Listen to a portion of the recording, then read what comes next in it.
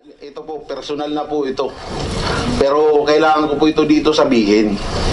Sabi niya, nanghihingi ako ng pera para sa asawa ko kasi eleksyon. 2016. Hiwalay na po ako sa asawa ko since 2013. I was separated with my wife. Not legally, pero bumukod na po. Nakatira na po ako sa father ko. Siya nakatira din sa hometown ng ano ko.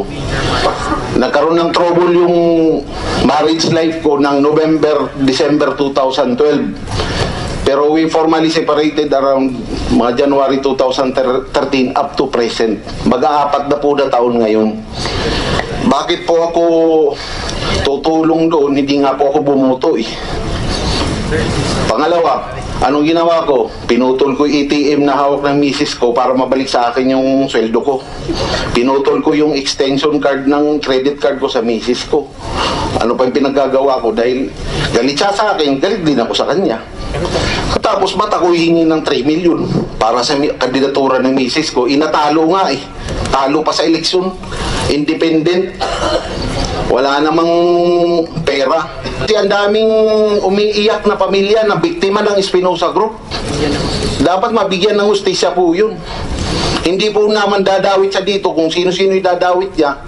Eh yung mga biktima ng mga namatay na pamilya, hindi pa niya pinananagutan.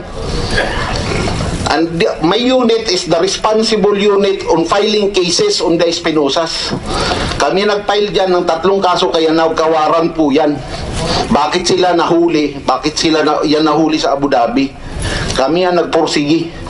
Ngayon, kung pinagplanuhan ko pong patayin yung tatay niya, dahil para sabihin, para hindi siya magsalita, eh dapat pinagsabay ko sila. Sabay ko na silang bibirahin. Hindi ko na pinailan ng kaso. Kaya napaka-unfair po itong inaakusa sa amin.